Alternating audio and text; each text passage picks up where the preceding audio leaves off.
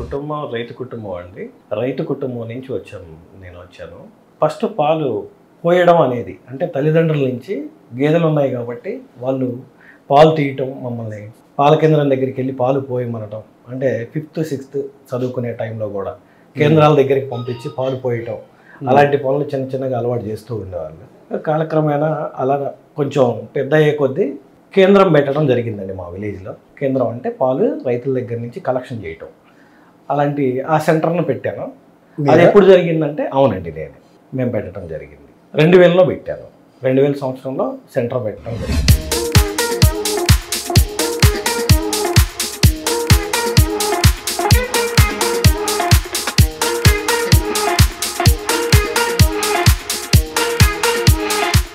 Sir అప్పటి వరకు పాలు రేట్లు ఎలా ఉన్నాయి, పాలు ఎట్లా ఏంటి అనేది పెద్ద అవగాహన ఉండేది కాదు ఆ రోజు. పోయటానికి అంటే పాలు రైతులు కలెక్షన్ సెంటర్కి వెళ్ళి పోయటానికి మా ఇంటి దగ్గర నుండి చాలా దూరం ఉండేది. అంటే గ్రామాల్లో ఎట్లా ఉంటుందంటే దగ్గర 2-3 ఊర్లకు కలిపేసి ఒకే చోటకి వెళ్ళి, అంటే ఒక 1/2 కిలోమీటర్ కూడా వెళ్ళి ఆ టైంలో పాలు పోయాల్సిన పరిస్థితి ఉందండి. ఆ టైంలో మేమున్న మా ప్రదేశం నుంచి మా తల్లిదండ్రులు మమ్మల్ని పంపించేటప్పుడు ఆ దాదాపుగా కిలోమీటర్కి వెళ్ళి పాలు పోయాలి. ఆ కిలోమీటర్ వెళ్ళి పాలు పోయటం అనే దానికి ఇక్కడ కొంతమంది రైతులు మనందరం ఉన్నాం కదా ఇక్కడ దగ్గర అనే ఉద్దేశంతోనే పెట్టాను. అప్పుడు లాభదాయకమా, మనం మేలు చేస్తామా అలాంటి ఆలోచనలు ఆ రోజు లేవు. ఆ విధంగా నేను సెంటర్ ఫిల్ చేయటం జరిగింది. భోగాల మంజుల అండి. మేము కేంద్రం స్టార్ట్ చేసిన నుంచి పాలు పోస్తున్నాము. డబ్బులు 10 రోజులకి బిల్లు ఇస్తున్నారండి. దానా వచ్చేసి నైట్ పచ్చి మేత వేస్తామండి. మేము ఉదయం నుంచి మధ్యాహ్నం దాకా ఎండు మేత వేస్తాము. కుడికి వచ్చేసి చక్కా తౌడిస్తామండి. ఎత్తుకొచ్చి 10 లీటర్లు దాకా వస్తామండి. ఆ ఊర్లో కలెక్షన్ చేసిన పాలు ఒక డైరీకి పంపించేవాళ్ళం అండి. ఒక ప్రైవేట్ డైరీకే పంపించేవాళ్ళం. అలా ప్రైవేట్ డైరీకి అంటే గవర్నమెంట్ సంస్థలో ఎక్కడో ఒక చోట మాత్రమే సెంటర్లు ఉండేవి ఆ రోజుల్లో. కాబట్టి ప్రైవేట్ డైరీలు అప్పుడప్పుడే కొంచెం మంచిగా ప్రోత్సహిస్తూ వచ్చినాయి కాబట్టి ప్రైవేట్ డైరీకే పాలు పోసి పంపించడం జరిగింది. 2006 నుంచి అప్పుడున్న ప్రైవేట్ డైరీలో కొంతమంది నా స్నేహితుల వల్ల వాళ్ళతో పాటు జర్నీ చేస్తూ ఉన్నప్పుడు అనిపించినటువంటి ఆలోచన అండి అది. అయినా వెంటనే 2006లోనే ఏమి 7లో కానీ 6లో కానీ మొదలుపెట్టింది ఏం లేదు. 2009కి వచ్చేసరికి కొంత డైరీ దానికి ఒక భాగం వెళ్ళటం, కొంత షేర్ తీసుకోవటం, కొంతమంది పార్ట్నర్స్తో వెళ్ళటం జరిగింది వేరే దాంట్లో.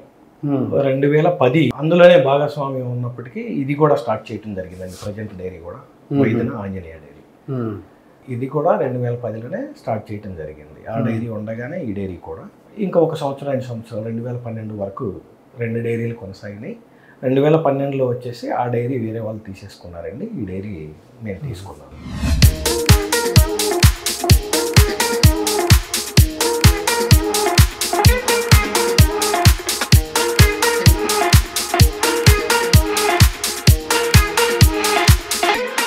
మొదటి దశలో అయితే పాలు పోయటం మీకు చెప్పున్నాము.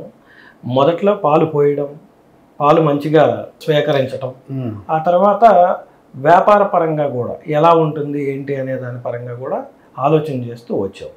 అది రాను ఎలా తయారైందంటే వ్యాపారం చేసేది చాలా కష్టం. 2012 నుంచి 2015 వరకు చాలా కష్టం అనిపించింది. పెద్ద డైరీలకు పాలు ఇవ్వాల్సిందే మనం చేసిన కలెక్షన్. ఒక విలేజ్లో కలెక్షన్ చేసి పాలు ఇవ్వటం అంటే డైరీకి ఇస్తాం. డైరీ వాళ్ళ తిప్పలు పడి వాళ్ళు 10 రోజులకి 10 days పేమెంట్ చేస్తారు కాబట్టి దాంట్లో వచ్చే పెద్ద ప్రాబ్లం ఏమి ఉండదు ఒక ఏజెంట్గా కలెక్షన్లో ఉన్నంతసేపు.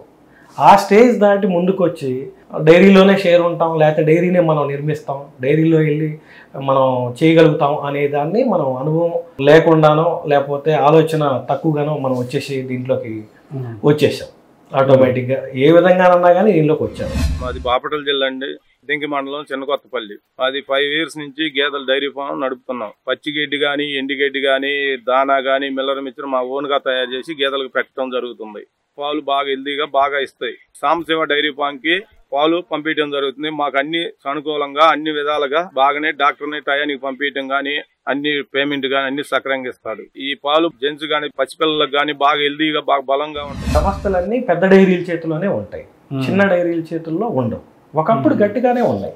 ఇప్పుడు మనం నడిపేటటువంటి ఇలాంటి డైరీలకే 50 లక్షలు కోటి రూపాయలు ఇచ్చిన డైరీలే. అంటే 50 లక్షలు కోటి రూపాయలు ఏంటి అంటే అడ్వాన్స్లు ఇచ్చి మరి ప్రోత్సహించి సిల్లింగ్ సెంటర్లు పెట్టారు నేను చెప్పిన టైంలో. 2006 నుంచి 12 వరకు. చక్కగా వాళ్ళే 50 లక్షల కోటి రూపాయలు అడ్వాన్సులు ఇచ్చి మరి ట్యాంకర్లు పంపించి తీసుకెళ్ళి ప్రతి 10 రోజులకి పేమెంట్ చేయటం అనేది జరిగింది. అలాంటప్పుడు లాభదాయకంగా ఉంటుంది, పని చేయాలని ఎవరికైనా అనిపిస్తుంది. అదే డైరీలు 2015కి వచ్చేసరికి పూర్తిగా చేతులు ఎత్తేసి అసలు గేదె పాలు కొనం, అదేంటో తెలుసుకునే లోపే మాకు కూడా ఆశ్చర్యం వేసింది. గేదె పాలు కొనం ఏంటి, మాకు చాలా ఆశ్చర్యం అది. నేను చిన్నప్పటి నుంచి గేదె పాలు తాగే పెరిగాను, నాకు అసలు ఆవు అనేది తెలియదు. ఈ చుట్టుపక్కల ప్రదేశాల్లో కూడా అవి లేవు. మేము తిరిగేటటువంటివి చిన్న వయసులో ఉన్నప్పుడు మహా అయితే ఒక 100-150 కిలోమీటర్లు మన బంధువులు ఇట్లా తిరుగుతాం, ఎక్కడ మనకు లేదు. ఏదో నెల్లూరు జిల్లా లేకపోతే దాటిన తర్వాత చిత్తూరు లేకపోతే ఇంకా కొంచెం ఆవు పాలు ఉంటాయని చెప్పుకునేవాళ్ళు. మనం ఎప్పుడైనా వెళ్ళినప్పుడు చూసేవాళ్ళం తింటాం. సరే, ఆంజనేయ డైరీ అనేది ప్రొక్యూర్మెంట్ చేసుకుంటూ 2010 నుంచి ప్రొక్యూర్మెంట్ మాత్రమే ఆంజనేయ డైరీ చేస్తుంది. 2015లో గేదె పాలు వద్దు అని బ్రేక్ పడ్డప్పుడు అసలు ఈ డైరీని పూర్తిగా నడపలేక అమ్మేసే పరిస్థితి, అమ్మేసే దిశలో అమ్మేమండి. సాంబశివ బ్రాండ్ ఒక వ్యక్తికి ఉన్న బ్రాండ్కి అమ్మాము.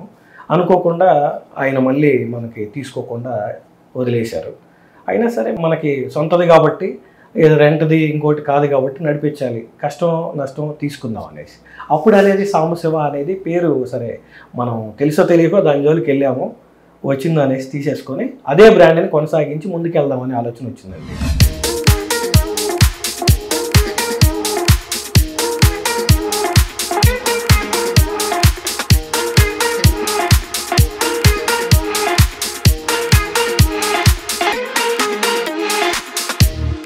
మార్కెట్లో ఉన్నటువంటి నాకు తోడుగా ఉన్నటువంటి మిత్రులు ఉన్నారు. మేము అందరం కూర్చొని మాట్లాడింది ఏంటంటే వాళ్ళు కట్ చేయాలన్నది గేదె పాలని, మా దగ్గర ఉన్నదే గేదె పాలు.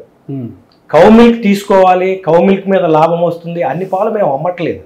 ఇప్పుడు కూడా 53 విలేజెస్ నుంచి ప్యూర్ బఫెలో మిల్క్ మాత్రమే మేము కలెక్ట్ చేస్తున్నాం. అది కూడా ఏజెంట్ వ్యవస్థని కూడా 2017 నుండి తగ్గించుకుంటూ మా సొంతంగానే మేము సెంటర్ని తయారు చేసుకుంటూ అక్కడ ఒక ఎంప్లాయ్మెంట్ పెట్టేసుకొని విలేజ్లో కూడా మా సొంతంగానే కలెక్ట్ చేసుకుంటున్నాం. రైతు నుంచి నేరుగానే తీసుకుంటాం నేను పాలు. థర్డ్ పార్టీ అక్కడ లేదు సార్, ఏజెంట్కి అనేది లేదు.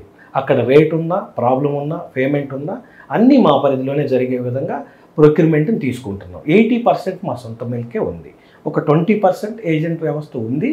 అది కూడా నా బంధుమిత్రులదే, అంటే దగ్గర వాళ్ళది, మంచి వాళ్ళది, క్వాలిటీ ఇవ్వగలిగిన వాళ్ళది.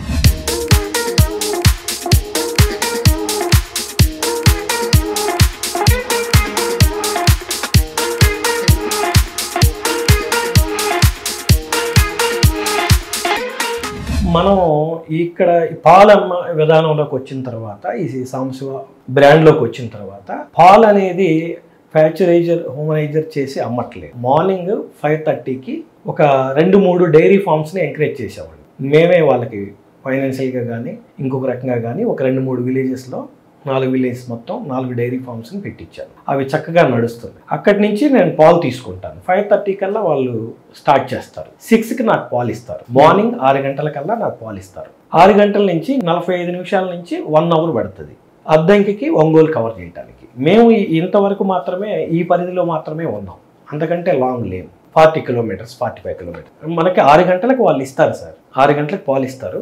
7 గంటలకల్లా మనం మార్కెట్కి మన షాప్లో మనం అన్లోడ్ చేస్తాం. 9:30 వరకు మాత్రమే మనం కస్టమర్కి ఇస్తాం.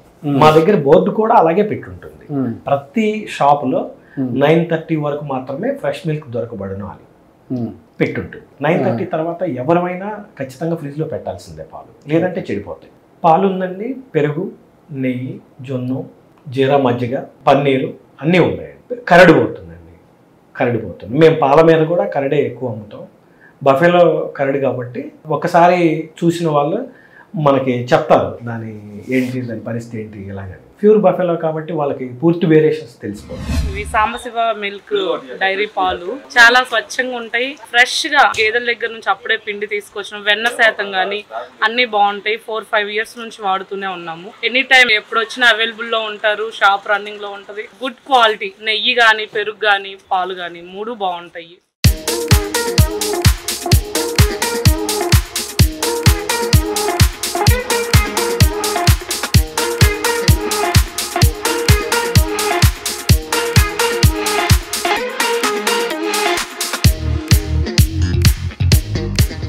ఇప్పటి వరకు మనం కొద్ది గొప్ప ఒక ఒంగోలు వచ్చేసి ఒక 2-3 పార్లర్స్ అందుబాటులో పెట్టామండి.